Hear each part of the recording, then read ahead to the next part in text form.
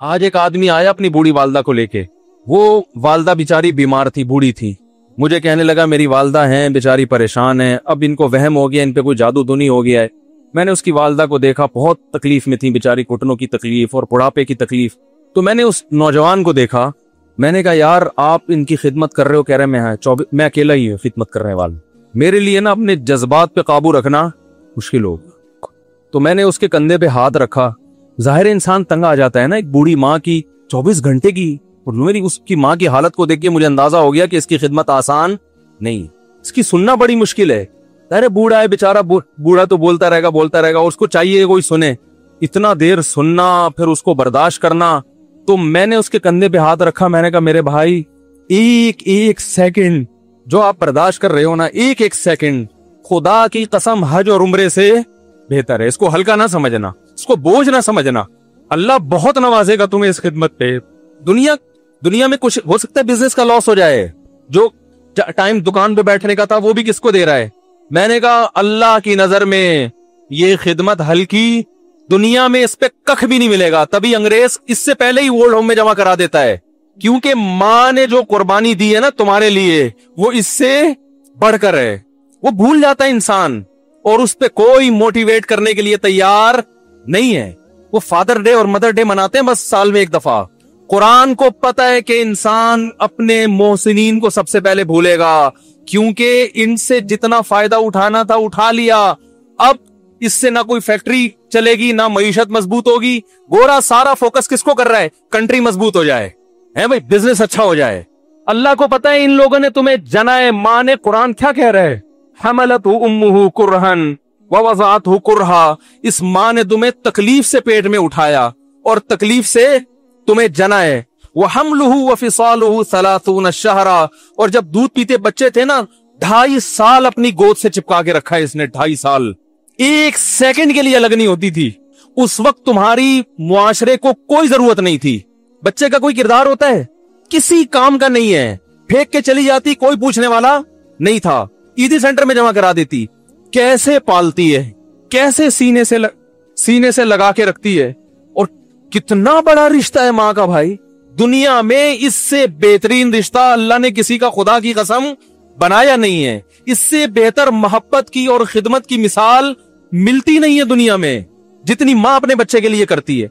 अपने ही बॉडी से निकला हुआ दूध उसे पिलाती है, अपनी बॉडी खर्च करती है उसके ऊपर।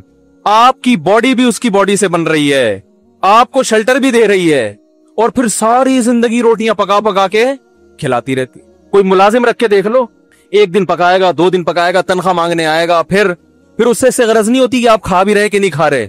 नहीं खाओगे तो तकलीफ होती है उसको भाई, इंतहा होती है खिदमत की। 10 साल 20 साल जब तक शादी नहीं हो जाती ना, कौन खिलाता है? हर वक्त फिक्र, नाश्ता किया नहीं किया, खाना खाया नहीं खाया, ये खा ले वो खा ले, ये नहीं अच्छा लगता वो पका देती हूँ। ओ भाई, किसी को किराए पर लेकर आओ, किसी को तनख्वाह पे रखो, खुदा की कसम अजाब में आ जाएगा, तंग आ जाएगा थोड़े दिनों में वो। और कमाल दर कमाल ये कि इंतहाई ऐसी खिदमत करने के बाद उस खिदमत का मुआवजा, बोलो भाई, नहीं मांगती। तो जब वो बूढ़ी होती है तो इंसान वो सारा प्रोसेस, बोलो भाई, भूल जाता है। अब उसको ये बोझ लगता है, खांस रही है, घुटनों में तकलीफ है। मैं एक अक्सर वाकया सुनाता हूं ना, कि एक बूढ़े ने अपने बच्चे से पूछा, एक बूढ़े बाप ने अपने बच्चे से पूछा कि बेटा ये दीवार पे क्या बैठा हुआ है? तो बेटे ने कहा कौवा। क्या कहा? कौवा। बूढ़े ने फिर पूछा, आज की जो यंग जनरेशन है ना, वो अपने बाप की ज्यादा सवालात बर्दाश्त, बोलो ना, वो खुदा की कसम सारा दिन मोटिवेशनल स्पीकर को सुनती रहेगी ना, फिर भी अपने बाप की बात उसको बर्दाश्त नहीं होगी। दम ही नहीं है इसमें, मुआशरे की इस्लाह है ही नहीं।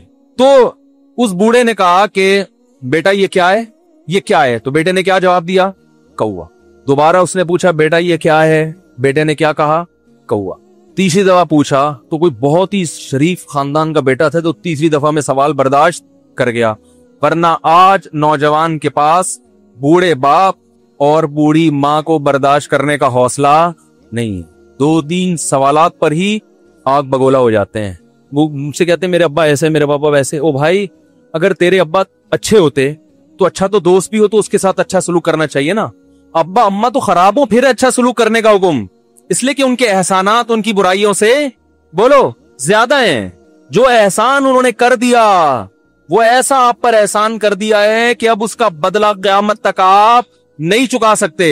तो वो बाप ने दोबारा पूछा, तीसरी दफा पूछा, ये क्या है? तो बेटे ने कहा, क्या एक एक सवाल की पख लगा के रखी, कुछ और काम कर लो अब्बा, बार बार एक ही सवाल रिपीट कर रहे हो। तो बाप को अपना जमाना याद आया। उसने कहा, बेटा जब तू छोटा था ना, तूने 20 मरतबा मुझसे पूछा था कि अब्बू ये 20 मरतबा पूछा था, और मैं एक दफा भी मैंने झुंझला के जवाब बोलो नहीं दिया। तो क्योंकि बच्चा भूल जाता है कि मेरी माँ ने मेरे लिए क्या किया, और खुद माँ भी भूल जाती है, हकीकत तो ये है, बाप भी भूल जाता है कि मैंने अपनी औलाद के लिए क्या किया। अल्लाह चूंकि याद रखता है, इसलिए उसने कुरान में बार बार माँ बाप को बयान किया, बहुत ज्यादा। ववस्सैनल इंसान, फरमाया ऑर्डर नहीं दे रहा, हुक्म नहीं दे रहा, वसीयत कर रहा हूं। जैसे कोई मरते हुए दुनिया से जाता है ना, ऐसे वसीयत कर रहा हूं, हुक्म नहीं, वसीयत। हुक्म से बढ़कर चीज है कि इनको नहीं भूलना है, तुमने इनको नहीं भूलना है। तो ये कौन कौन से अच्छे लोग हैं भाई, जो खुदा को भी नहीं याद रखा उन्होंने और अपने पेरेंट्स को भी नहीं। तो कस्टमर को से अच्छे अखलाक से बात करके ये कौन से अखलाक हो गए। तो मेरे वैसे जज्बात बने ना, उसकी माँ को देख के, उस जवान आदमी के मैंने कंधे पे हाथ रखा, लेकिन चूंकि मुझसे बोला ही नहीं गया, ठीक है ना, मुझसे तो कैफियत ऐसी हो गई कि बस एक दो बातें मैंने उससे की। मैंने कहा भाई इस खिदमत को इसको हल्का ना, अभी नहीं बोला जा रहा, तो आप सोचे जब ये मंजर था तो कहां बोला जा रहा होगा। तो मेरे लिए सबसे मुश्किल जो टॉपिक है ना, वो वालिदैन के हुकूक पे बात है, क्योंकि जज्बात बोलने नहीं देते, साथ दिमाग को अपना हटाता हूं मैं। जो आजकल वालिदैन के साथ हो रहा है, अपनी बीवी को देखा करो यार, कैसे पालती है बच्चों को आपके, देखा करो कैसे सुबह सुबह उनके कपड़े इस्त्री कर रही होगी, कैसे मोहब्बत से नाश्ता बना रही होगी, कैसे मोहब्बत से वैन में बिठा रही होगी। औरत किसी के लिए भी मुनाफकत रख सकती है, किसी से भी दुश्मनी रख सकती है। औलाद के लिए माँ से बड़ा तोहफा, बोलो, औलाद के साथ कभी भी बुरा नहीं सोचती वो। ऐसा अल्लाह ने उस पर एहसान किया, आज वो बर्दाश्त नहीं हो रही। कमबख्त मरने के बाद गुस्ल नहीं दे रहे होते उसको। बाप मर गया फौरन ईदी सेंटर गुस्ल के लिए, माँ मर गई ईदी सेंटर। ओ भाई अब तो आखिरी सफर है, बेटी को चाहिए माँ को गोद में बिठा के गुस्ल दे, फखर करे, उसकी बॉडी पे हाथ नहीं लगा रहे, मर गई है। कैसे ये है अल्लाह के यहाँ मेरे भाई, तुम्हारी दौलत की कोई वैल्यू बोलो नहीं है। तुम कितने बड़े साइंटिस्ट बन जाओ, पहले इंसान बनो। इंसान कुछ दुनिया सलूट करेगी मरने के बाद, खुदा नहीं मानेगा। बहुत से लोगों की कब्रों पे 21 तोपों की सलामी होती है, बड़े बड़े प्रोटोकॉल दिए जाते हैं। आखिरत में पता चलेगा कि कितनी तोपों की सलामी का मुस्तहिक था, कितनी तोपों की सलामी का हकदार थे, आखिरत में पता चलेगा। तो मेरे भाई, हम जब दुनिया के सफर में आते हैं, हमारा एक स्टार्टिंग पॉइंट होता है और एक हमारा एंडिंग पॉइंट होता है। इस पॉइंट के बीच में सारी बुनियादी जरूरतों के इंतजाम अल्लाह ने हमारे लिए किए हुए होते हैं। जैसे ही हम दुनिया में आते हैं, सबसे पहला जो हमारी जरूरत है, जैसे कोई बच्चा फ्रांस पढ़ने के लिए गया, उतरते ही उसको इमिग्रेशन के बाद सबसे पहले क्या चाहिए? होटल चाहिए भाई, कहाँ मैंने स्टे करना है।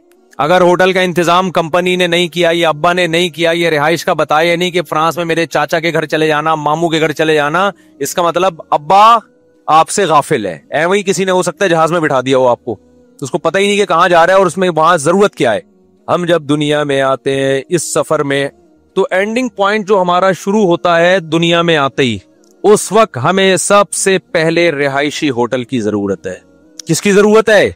रिहाइश की। और केयर करने के लिए एक शख्सियत की जरूरत है, क्योंकि हम उस वक्त अपनी केयर खुद बोलो नहीं कर सकते। कुरान कहता है मैंने तेरे लिए ऐसे होटल का इंतजाम किया, लग्जरी होटल है जो किसी को मुयस्सर नहीं है, वो है तेरी माँ की गोद। पहले से माँ मौजूद होती है, बगैर माँ के कोई पैदा नहीं होता। बगैर बाप के तो पैदा हो जाते हैं, माँ के बगैर नहीं होता कोई पैदा। ये मैंने इसलिए कह दिया ताकि अंग्रेज नाराज ना हो ना, वो कहें यार तुम कैसी बातें कर रहे हो, बगैर माँ के, बाप के बगैर। तो मैंने उनको फेवर दिया थोड़ा सा, भाई बाप के बगैर तो हो जाते हैं, यानी वो कहेंगे हमारी पैदाइश का इनकार कर दिया, हम तो विदाउट बाप भी होते हैं हम लोग। तो मैंने मानता हूं कि होते हैं, आप भी हुए हुए हैं ना, मैं आपके होने का इनकार नहीं कर रहा। वैसे तो बगैर बाप के भी नहीं होता, अगर सही बात की जाए ना, तो होता सबका कोई ना कोई बाप है। हाँ, हम लोग को पता होता है, उनमें से बहुत सौ को पता नहीं होता, पकड़ा जाता है बाज़ दफा डीएनए से। वजह क्या है भाई? उन्होंने फोकस ही नहीं किया ना हम दुनिया में आए क्यों। उन्होंने फोकस किया कि हम अपनी लाइफ को लग्जरी कैसे बनाए।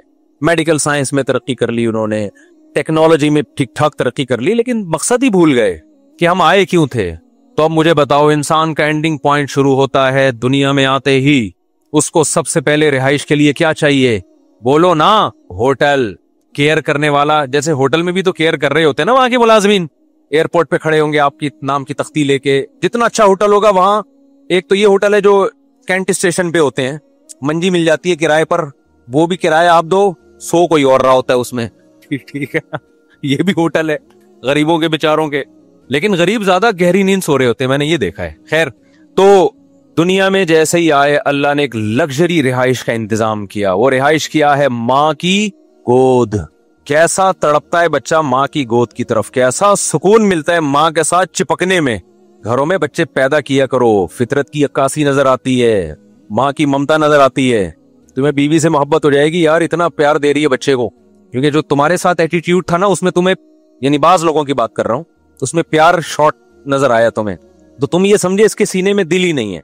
बच्चा पैदा होता है तो तुम्हें ऐसा लगेगा दिल सिर्फ इसी के सीने में है, बाकी सब दिल लेस लोग हैं। मैं जब ये मासियां देखता हूं ना, जो रोडों पे फिर रही है बेचारी, जिनका कोई घर बार नहीं है, कैसे धक्के खा रही हैं, और इनकी गोद में छोटे बच्चों को देखता हूं कि ये रोड पे धक्के खाती फिर रही है, मारी मारी फिर रही है, अपना बच्चा नहीं छोड़ रही।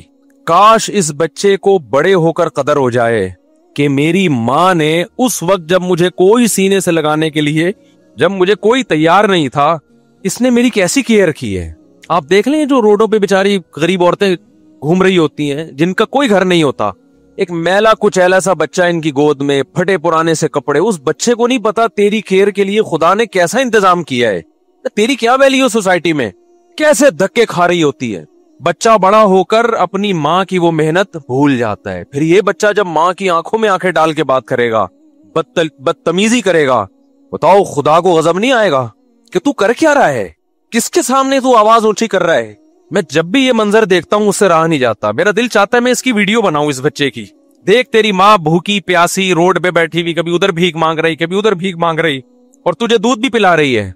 देख कितने साल तक तू मैला कुचैला था ना, देखने में भी कोई अट्रैक्टिव नहीं था। तो मेरा दिल चाहता है मैं इसकी वीडियो बनाऊं। बच्चा जब बड़ा हो जाए ना तो उसको ये वीडियो दिखाऊं मैं कि तू जो आज 5-6 फुट का कद निकाला है ना तूने, और महल्ले का दादा बना हुआ घूम रहा है, एक वक्त तुझ पर एक तवील अरसा तेरे ऊपर ये गुजरा है जिस वक्त तुझे किसी ने सहारा, बोलो किसी ने सहारा नहीं दिया, इसने सहारा दिया तुझे, जिसकी आज तेरी नजर में कोई वैल्यू नहीं है। तो अपने बॉस के सामने तो आवाज नहीं ऊंची करेगा कभी भी। मैंने देखा है बड़े बड़े गुस्से के तेज तकब्बुर वाले बॉस के सामने कभी नहीं चीखते। कुछ भी कर रहा हो सर सर सर सर करके मक्खन लगाते रहेंगे, चापलूसी करते रहेंगे। मैंने नहीं देखा एयर होस्टेस कभी मुसाफिरों के सामने चीखी हो, बर्दाश्त करेगी। कभी देखा आपने जहाजों में एयर होस्टेस को किसी पैसेंजर के सामने चीखते हुए? जितना भी बदतमीजी कर ले पैसेंजर, एयर होस्टेस को हुक्म है क्या करना है, उफ नहीं करना है इनके सामने, वो नहीं करेगी उफ। माओ के सामने चीखते हुए हमने बेटे भी बहुत देखे और बेटियां भी बहुत देखी हैं, और अब तो बहुत ज्यादा देख रहे हैं। खुदा की कसम ये साइंस और टेक्नोलॉजी जिस पे तुम्हें फख्र है ना, अगर तुम बाप के सामने खामोश रहना नहीं सीखे, माँ के सामने आवाज पस करना तुमने अगर नहीं सीखा, खुदा तुम्हारी इस तमाम तर टेक्नोलॉजी और तरक्की के बावजूद तुम्हें जहन्नम की आग में झोंक देगा, वो डाल देगा। और कुरान धमकियां देके कहता क्या है, इन्ना ज़ालिका अलल्लाहि यसीर, ये काम अल्लाह पे बहुत आसान है। ये ना समझना कि आग में नहीं डालेगा वो, थोड़ा सा ठंडा पानी करे। तो खुदा ने माँ बाप के सामने ऊंची आवाज से बात करने की हमें परमिशन, बोलो भाई, नहीं दी है। उसकी वजह है कि हम अपने बचपन को भूल जाते हैं। खुदा बोलो नहीं भूलता। आज अखलाक अखलाक अखलाक, दोस्तों से खुश अखलाकी, गर्लफ्रेंड से खुश अखलाकी, कोई सवाब नहीं है गर्लफ्रेंड से अच्छे अखलाक से बात। ये कोई एटीट्यूड नहीं है, ये दरिंदगी है, हैवानगी है। नबी ने फरमाया तुम्हारे अखलाक का सबसे ज्यादा मुस्तहिक कौन है? साहबी ने पूछा ना, या रसूल अल्लाह। ये ऐसा टॉपिक है जिसपे मुझसे चेंज ही करना पड़ेगा। कभी अकेले में मिलेंगे तो बैठ के बात करेंगे इस पे इंशाल्लाह। वो बात क्या चल रही थी, हम तो ट्रेन में ऊंट में बैठे हुए थे, ऊंट से उतरना ही नहीं चाहिए था हमें, मेरा ख्याल। तो बात ही भूल गया यार, मैंने यहाँ बंदा बैठाया हुआ होता तो टॉपिक क्या चल रहा था। नहीं ये तो टॉपिक जी हाँ, मैं ही कर रहा था, मैं एक मिसाल दे रहा था कि इंसान का जो स्टार्टिंग पॉइंट है वो कहाँ से शुरू होता है। जो सफर में जब आता है, जिस दिन माँ ने बच्चा जना हो, तो अल्लाह उसके लिए एक लग्जरी रिहाइश का इंतजाम करते हैं, जिसको क्या कहा जाता है, माँ की गोद। यहां से बात शुरू हुई थी। जैसे ही आप होटल में जाते हैं, कहीं सफर पे आप हों, तो नहा धो के सबसे पहले आपको किसकी फिक्र होती है, खाने की। आपके अब्बा ने इसका भी इंतजाम किया हुआ था। इसका मतलब आप आए नहीं है, आपको किसी ने भेजा है। बच्चा जब दुनिया में आता है, थोड़ी देर में उसे लगती है भूख। ऐसा बेहतरीन इंतजाम अल्लाह ने उसके लिए किया। माँ की छाती में 2 चश्मे जारी कर दिए। डार्विन का बाप 100 दफा मर के 100 दफा पैदा हो जाए, इस बात का जवाब नहीं दे सकता कि ये कैसा नेचर का इत्तेफाक है कि इधर दुनिया में आया और इधर माँ की छातियों में 2 बहते हुए चश्मे जारी कर दिए, और ऐसे चश्मे कि उससे ज्यादा सूटेबल खुराक बच्चे के लिए हजारों साल में भी साइंसदान मेहनत करके मशीनों के जरिए नहीं बना सके अब तक। फितरत साइंसदानों से भी ज्यादा ज़हीन हो गई भाई, है भाई। साइंसदान अब तक ऐसा दूध नहीं बना सके जैसा नेचर ने बच्चे के लिए बना दिया। ये बना नहीं है, ये बनाया गया है। ये ऑर्डर पे माल तैयार हुआ है, ये खुद ब खुद नहीं हुआ। फिर जब आप होटल में कहीं सफर पे जाते हो, आपको जरूरत होती है खाने की, आप पूछते हो खाना कहाँ से मिलेगा। बच्चे को खाने का इंतजाम है, लेकिन बच्चे को पता नहीं है मिलेगा कहाँ से। अल्लाह ने बच्चे के दिमाग में ऐसे सॉफ्टवेयर डाल दिए पैदा होते ही, जब उसे दुनिया में कुछ भी नहीं पता होता। ला तालमून शैआ, अल्लाह कहते तुम्हें कुछ भी पता नहीं है, लेकिन एक चीज पता होती है उसको कि मुझे दूध कहाँ से मिलेगा और मेरे हलक में उतरेगा कैसे। कुछ चूसने का अमल जो है, ये भी फितरत ने सिखाया हुआ है उसको, ये भी सिखाया हुआ है कुदरत ने। फिर अल्लाह फरमाते हैं वजअल लकुमुस समअ वल अबसारा वल अफइदा, दुनिया में सरवाइव करने के लिए जितने भी इंस्ट्रूमेंट चाहिए थे तुम्हें, जितने भी बुनियादी जरूरत की चीजें थी, वो सारी हमने पैदा होते ही प्रोवाइड कर दी। तुम्हारी खोपड़ी में 2 आंखें लगा दी ताकि तुम्हें देखने के लिए रास्ता नजर आए।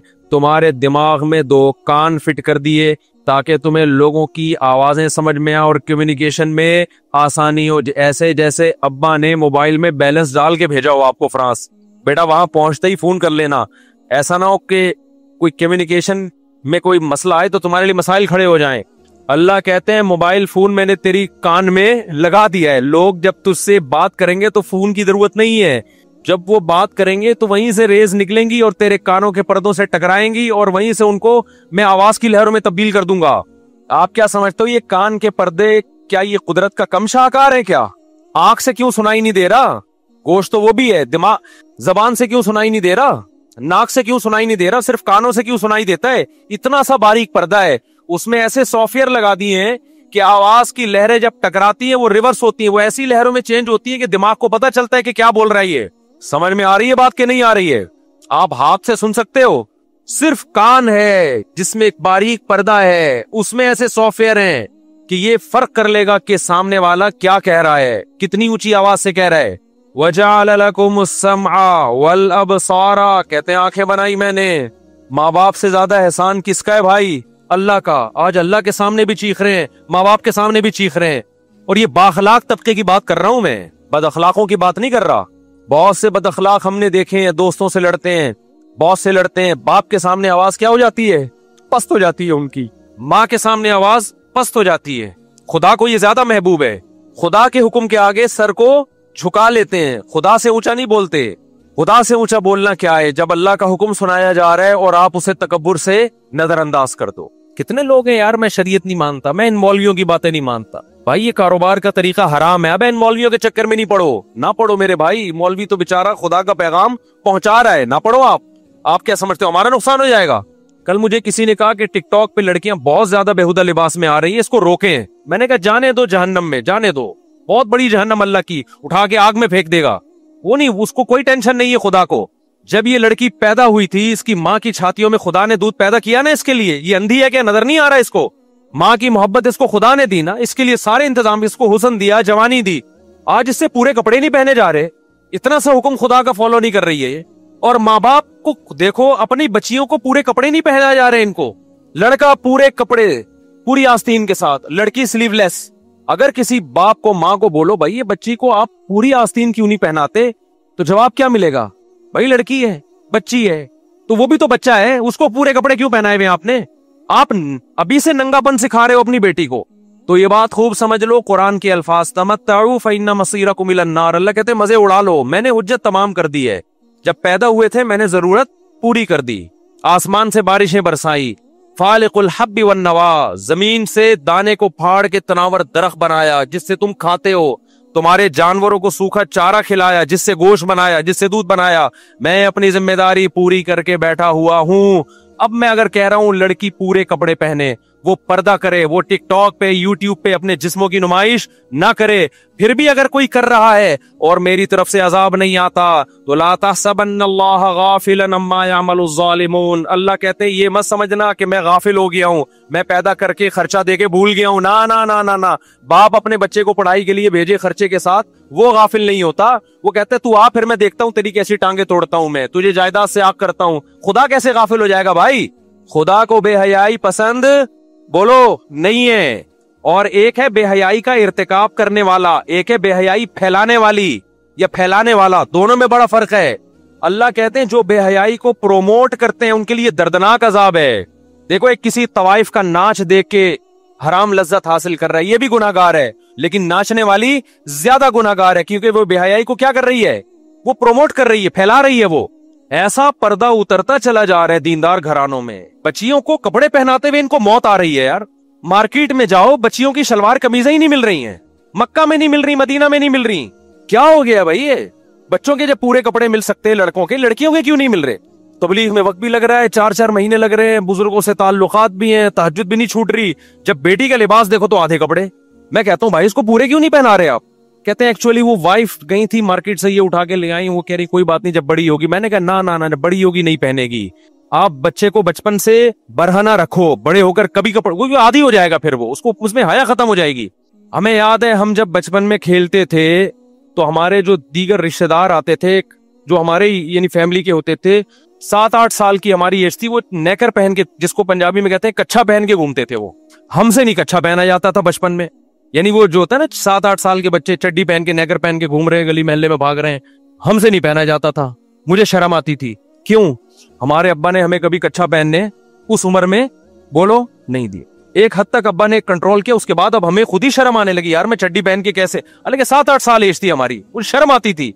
आज माँ बाप बच्चों की शर्म खुरच खुरच के निकालते हैं। कुल्लू मौलूदी यूलदु अलल फितरा, नबी ने फरमाया हर बच्चा फितरत पे पैदा होता है, शर्म व हया लेके पैदा होता है। माँ बाप क्या करते हैं? उसको फितरत से हटा देते हैं। बच्ची में शर्म बेटों से ज्यादा होती है।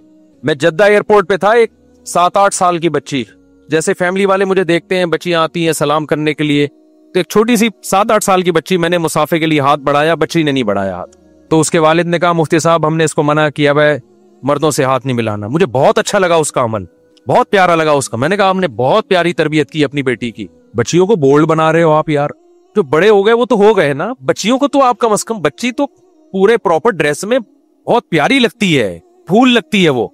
कितने लिबरल लोग परेशान हैं कि हमारी बच्ची हमारे सामने अधूरे कपड़े पहन के बैठती है, उसको शर्म ही नहीं आती। मैंने कहा शर्म तो आपने निकाली है उसकी, और यहाँ बीवी के गुलाम बन जाते हैं। अब बेगम को टाइट करो, बेगम साहिबा आप जो मर्जी पहने, अब आपका टाइम गुजर चुका है, अब आपकी तरबियत तो मेरे हाथ में नहीं है, ना मेरी तरबियत आपके हाथ में, ना शौहर बीवी को ठीक कर सकता है, ना बीवी शौहर को ठीक कर सकती है। आजकल सख्ती करेंगे सिवाय तलाकों के कुछ भी हासिल नहीं होता। घर बसाने के लिए कॉम्प्रोमाइज करना पड़ता है।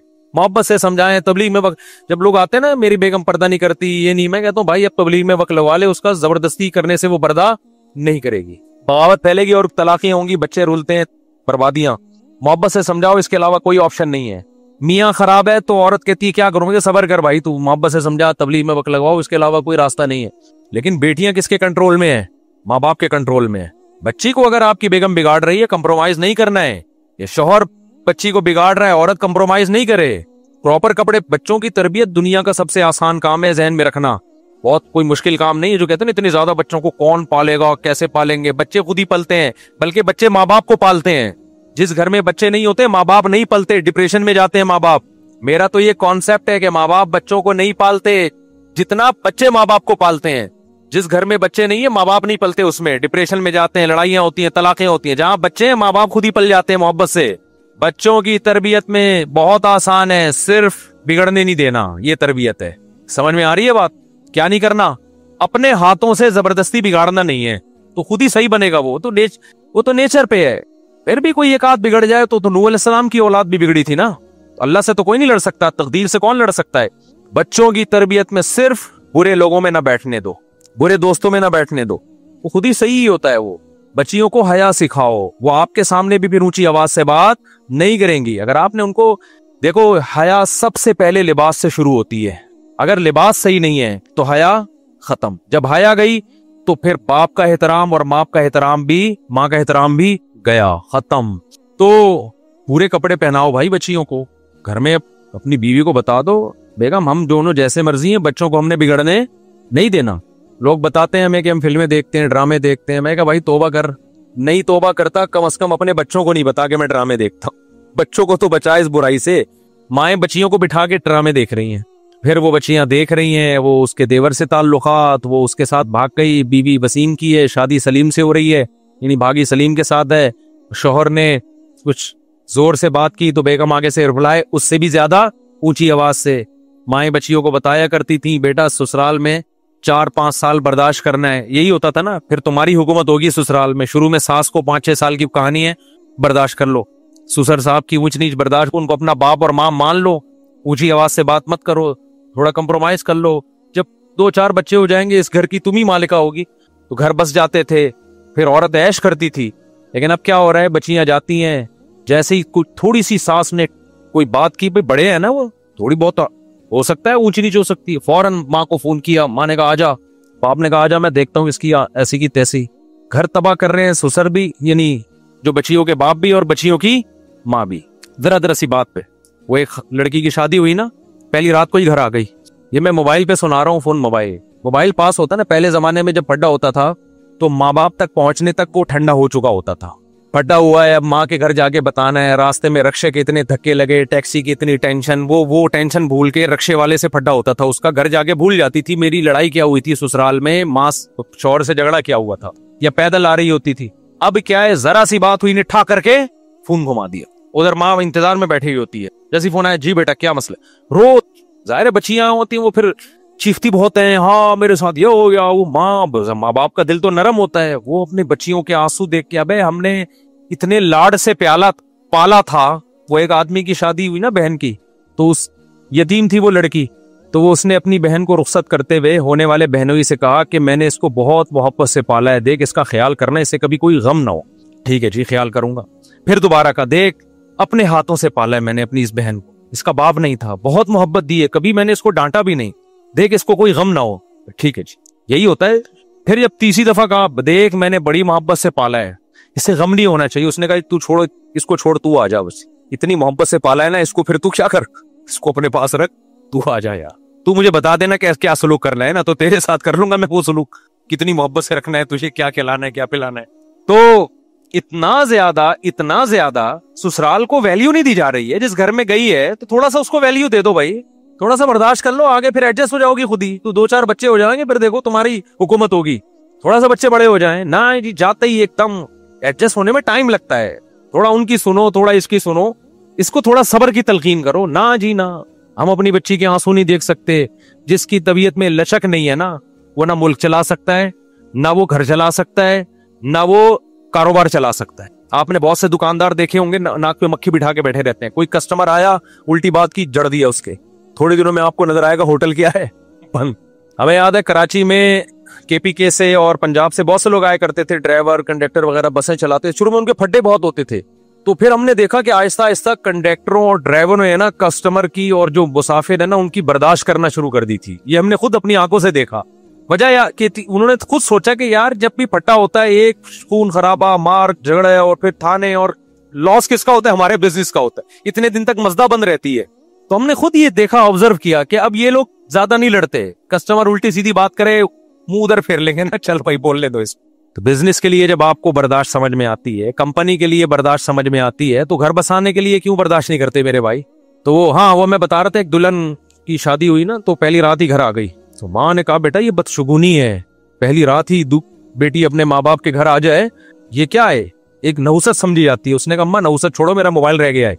नहुसत वो छोड़ो, मेरा फोन इतनी कीमती चीज है ना कि दुल्हन के सामने पहली रात है, शौहर बैठा हुआ है और दुल्हन के पास मोबाइल नहीं है, उसे खतरा खटका लगा रहेगा कि मोबाइल किसके हाथ में। दूल्हा का भी यही हाल है। आप कभी ट्राई कर लें, कोई दूल्हा से मोबाइल चुपके से छुपा ले, वो दुल्हन के पास जाके बैठेगा, नई नवेली दुल्हन जो इस्तिखारों और दुआओं से उसने शादी की है, जेब में हाथ डालेगा ना, मोबाइल नहीं है, थर थर उसकी टांगे कांपना शुरू कर देंगी। ये हुआ क्या है?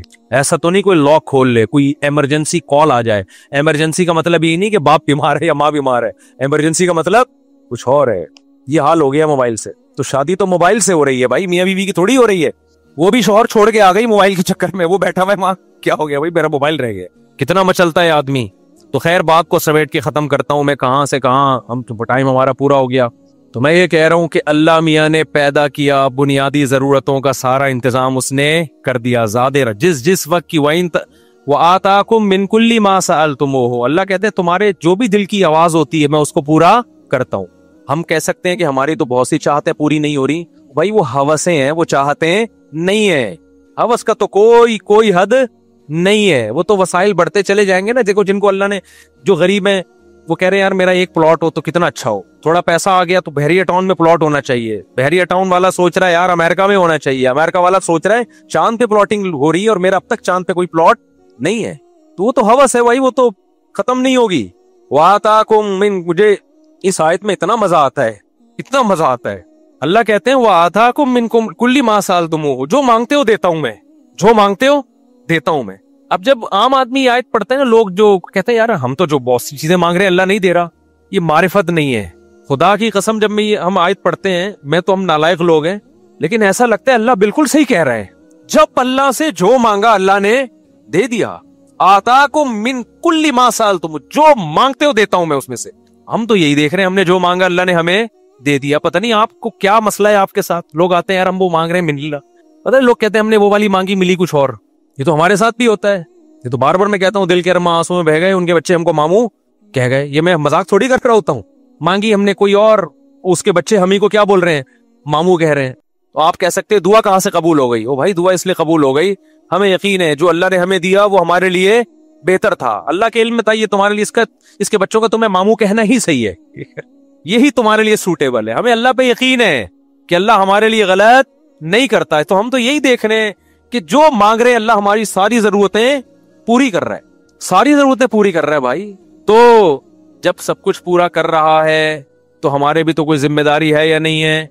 हमारी जिम्मेदारी है अपनी बच्चियों को कपड़े बोलो पूरे पहनाएं, अपने बच्चों को नमाज सिखाएं, हलाल कमाएं, हराम से इज्तिनाब करें। 5 टाइम हय्या अला सलाह की सदाएं गूंजती है मस्जिद से, 5 टाइम आ जाओ नमाज के लिए।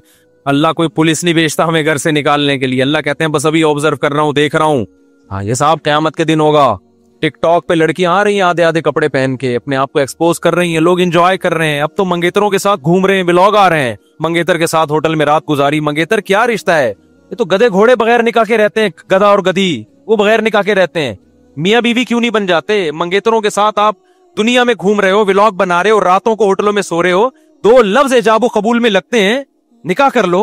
खुदा से इतनी नफरत है, कितना आसान बना दिया अल्लाह ने। भाई ये तेरी मंगेतर है, तू इसके साथ घूम भी रहा है, रातें भी गुजार रहा है, 2 गवाह बुला के इजाबो कबूल क्यों नहीं कर लेता? लीगल बीवी क्यों नहीं बना लेता? ना, खुदा से क्या है दुश्मनी, जिना पे आमादा हो जाएगा, रातें मंगेतर के साथ गुजार लेगा। मेरे पास एक लड़का आया, कहने लगा मेरी मंगनी हो गई है, मेरे माँ बाप शादी नहीं कर रहे और मैं उस मंगेतर के साथ पार्कों में भी जा रहा हूँ, हम इंजॉय भी कर रहे हैं, सफर भी कर रहे हैं। माँ बाप कह रहे हैं अभी नहीं, एजुकेशन कंप्लीट हो जाएगी फिर शादी करेंगे। मैंने कहा तेरे माँ बाप तुझे जहन्नम का ईंधन बना रहे हैं, जाके कोर्ट मैरिज कर, जाके ले जा इसको भगा के कोर्ट मैरिज कर।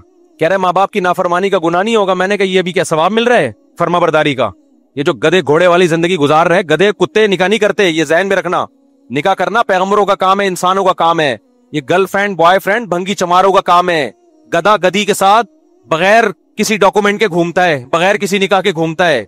कभी देखा गधे ने अपनी गधी को रजिस्टर करवाया हो, ये कोर्ट में गया हो इसे मेरा निकाह पढ़ा दो? ये गधे घोड़ों का काम है। सूट टाई से नहीं इंसान और गधे का पता चलता, हरकतों से पता चलता है।